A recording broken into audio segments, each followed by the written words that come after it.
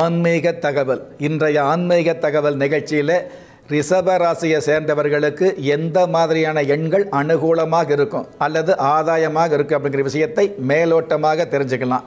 பொதுவாகவே ரிஷபராசியை சேர்ந்தவர்களுக்கு பார்த்திங்கன்னா எண் கணித சாஸ்திரப்படி என்னதான் ஜாதகப்படி நமக்கு யோகம் இருந்தாலும் நவ கிரகங்கள் நமக்கு நன்மையை கொடுக்கக்கூடிய சூழல் உண்மையாகவே இருந்தால் கூட அந்த மாதிரி நன்மைகளை மென்மையாக சந்திக்கக்கூடிய வாய்ப்புக்கு இந்த எண் கணிதம் அப்படிங்கிறது ஒரு விதத்தில், அதுவும் பல விதத்தில் உங்களுக்கு உற்சாகமாக இருக்குது, உண்மையாக இருக்குது, நன்மையாக இருக்குது, அது ஊக்கமாக அமையுது அப்படிங்கிறது உண்மை. அந்த வகையில் ரிஷபராசியை சேர்ந்தவர்களுக்கு ரிஷபராசிக்கு அதிபதி சுக்கிர பகவான். அந்த சுக்கிர பகவான் பார்த்தீங்கன்னா எண்கணித ரீதியாக 6ஆம் எண்ணுக்கு அதிபதியாக இருந்துட்டு இருக்கிறாரு. ஆக ரிஷபராசியை சேர்ந்தவர்களுக்கு 6ஆம் எண் அப்படிங்கிறது அதி அற்புத மகாலட்சுமி எண்ணா இருந்துட்டு இருக்குது.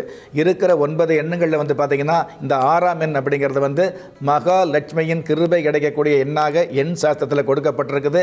அதுக்கு தகுந்த மாதிரி சுக்கிர பகவான் ஆடம்பரத்துக்கு அதிபதியாக இருக்கிறதுனால நீங்கள் உங்களுடைய பிறப்பு எண் 6ஆக இருந்து அல்லது விதி எண் 6ஆக இருந்து அந்த பிறப்பு எண்ணோ விதி எண்ணோ 6 உள்ளவர்களுக்கு பார்த்தீங்க அப்படின்னா 6ஆம் எண் அப்படிங்கிறது மிகப்பெரிய அமைப்பாக இருந்துட்டு இருக்கும். அதே மாதிரி ரிஷபராசியில் பிறந்தவர்களுக்கு 6ஆம் எண் ஆயுள் முழுவதும் அனுகூலமான எண்ணாக இருந்துகிட்டு இருக்கும் அப்படிங்கிறது உண்மை.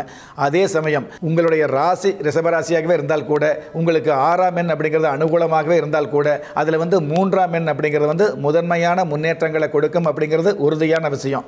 அதாவது கடந்த காலங்களில் நிறைய பிரபஞ்சங்களை கவனிக்கும் பொழுது சாஸ்திர ரீதியாக ஜாதக ரீதியாக அப்படிங்கிறத விட எண்கணித ரீதியாக கவனிக்கும் பொழுது ஒருவருக்கு பிறப்பு எண் 3 விதி எண் 6 வைங்களே, அல்லது பிறப்பு எண் 6 விதி எண் 3 வைங்களே, ஏதாவது ஒரு வகையில் இந்த 3, 6 சம்மந்தப்பட்டது அப்படின்னா அவங்க வாழ்க்கையில் முன்னேற்றம் மட்டுமல்ல மிகப்பெரிய பிரபல்யம் கிடைக்குது அப்படிங்கிறது சாதக ரீதியாக அப்படின்னு மட்டும் இல்லாமல் எண்கணித ரீதியான உண்மையாக இருந்துகிட்டு இருக்குது. அந்த வகையில் ரிஷபராசியை சேர்ந்தவர்களுக்கு 3ஆம் எண் அப்படிங்கிறதும் சாதகமாக இருக்கும். அதே மாதிரி 6ஆம் எண் அப்படிங்கிறது மிகப்பெரிய ஒரு அனுகூலமாக இருந்துகிட்டு இருக்கும் அப்படிங்கிறது உண்மையாக இருந்துகிட்டு இருக்குது.